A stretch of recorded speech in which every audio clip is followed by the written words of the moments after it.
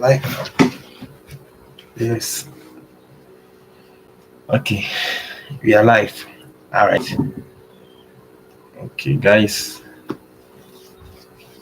Hmm. This is my third time coming on live. It's been a while, bro. Yeah. So today what we are going to do is simple. It's quite simple. Today's message is quite simple. We are going to look at the Photoshop 2025 new updates. Okay, so we are going back as at June to check the new updates in this live reaction. So I think in our next reaction we will look at the August update. So right now let's check out for the June update of the Photoshop 2025. All right, so quick fast forward. What should I do again? We'll go to settings and choose from videos. No, I think I have something to do right here. Okay, yeah, here it is. I can choose for Photoshop 2025. Yes, let's move on. Alright.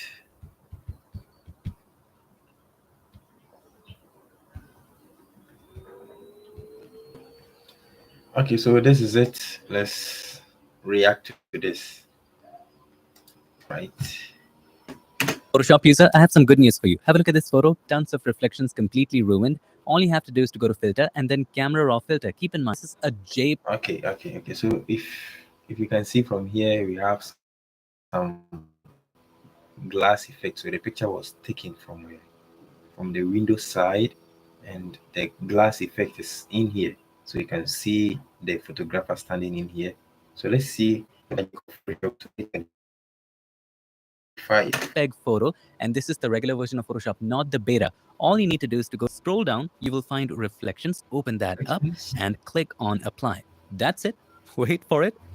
Just that. And have a look at it. Woo! Absolutely gone.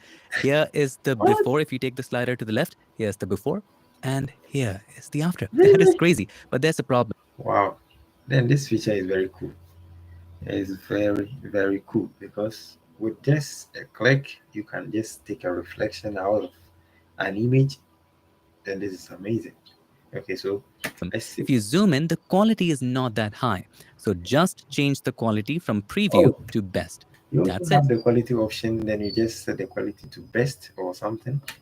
It's going to take a little more time, but just have a look at the result. It's a night and day difference. You can actually make out the street marks and the dividers right there. Earlier, this feature was on tech preview and only used to work with raw photos, but right now it works with Wow. This is superb. This feature is very nice. Really? JPEGs too. Wow. And here slider to the left, of course you get the reflections back, but if you take it all the way to the left, you see only the reflections. That's crazy. And you can see my legs right there. So the first new feature is reflection removal has made it to the main version of Photoshop, and now it works with JPEGs as well. Earlier, it only used to work with raw photos. Photoshop is definitely stepping up, and in this video, we're going to discover 10 new steps or features with the May and June update of Photoshop 2025. Keep in mind, this is for the main version, not the beta. And with one out of the way, let's go through the 9 remaining ones. I have some more good news for you. Let's say you wanted to remove all of these distracting people. We know that we can easily do that with the remove tool, but this feature has now made it to camera, and there's an advantage. Let's go to filter, convert for smart filters out of good practice so that we can always revert back or change stuff. Let's go to filter again and then camera raw filter. And inside of that, in the same remove section, if you scroll down, you will find people.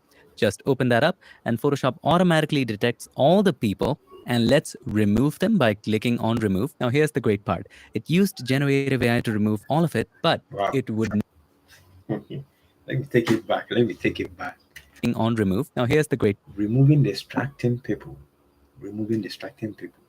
part. It used generative AI to remove all of it, but it would not count against your credits if you use this particular feature. And that's crazy. Now, if you don't like a particular removal section, for example, let's say you didn't like this area, let's click on it to activate it. Scroll down. You have several options. Here's the first one. Here's the second. Here's the third. Right now, you don't get that with the remove tool. Okay, so this is one of the reasons why people say that AI is taking the graphic designer's job.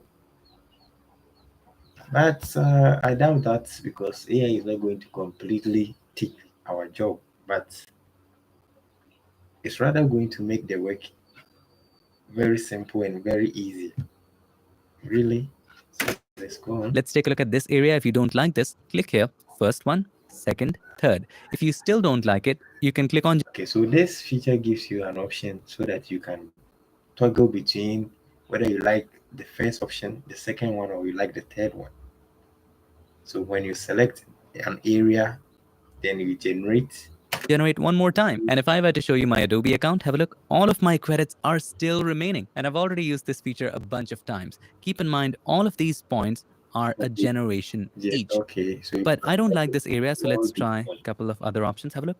That is gone too. Once you're happy with it, hit OK, and it's gone. Another big news is Photoshop now supports Okay, JPEG, XL, and AVIF formats. These are formats for good compression, and they are considered to be better than JPEG. Let's take a look. This, my friend, is a lossless PNG file. In other words, this photo has not been compressed. It has all the details intact. And as a result, the size of this is around 40 MB. Huge. Now, with this new update, you can not only open JPEG, XL, and AVIF files, but also export in those formats. So let's go to File, Save a Copy, and first we're going to try the JPEG XL format. Let's choose JPEG XL, name this file JPEG XL, and click on Save. Now, a new dialog box will show up. Here, let's choose Lossy because that is the advantage with JPEG XL. Quality, leave it at 68 for keeping the file size comparable. We're going to get to that later. And all of the settings at default. Hit OK. And now if you have a look at the JPEG XL file size, look, it's only 2.6 MB. We could go even lower, but wait for it. Let's go to File again, save a copy, and this time let us choose AVIF. Let's name this AVIF as well. Click on Save.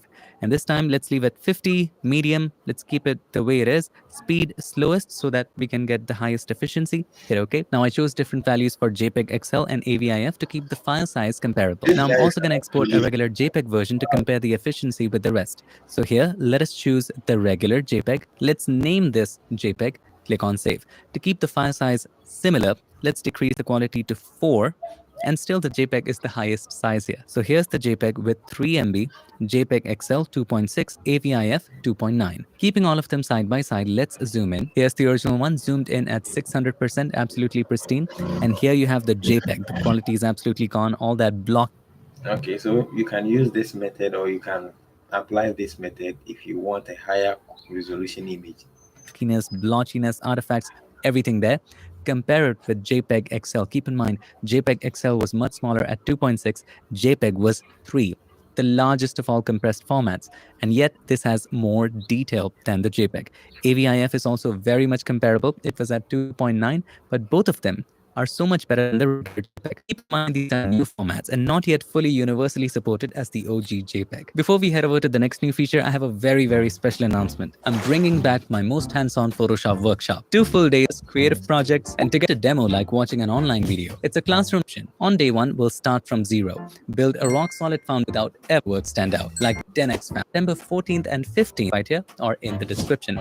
Keep in mind, Let's you look at never the other need to feature. memorize Photoshop. We just need to understand it. Back, what do you see? These circles have very, it's pretty darn cool, especially if you deal with So, colors. Have a look at this photo. What do you see? number 3 or 4. These circles have very similar tones, right? Even the background has a very similar tone. Now, if we go to filter and then camera raw filter, it is inside of camera raw. Let's scroll down and go to color mixer. Inside of that, open up point color and let's pick any one of these colors with the eyedropper. Click on the eyedropper and let's pick this particular color. All of these colors are now targeted. If you change the hue and the saturation, all of them change, right?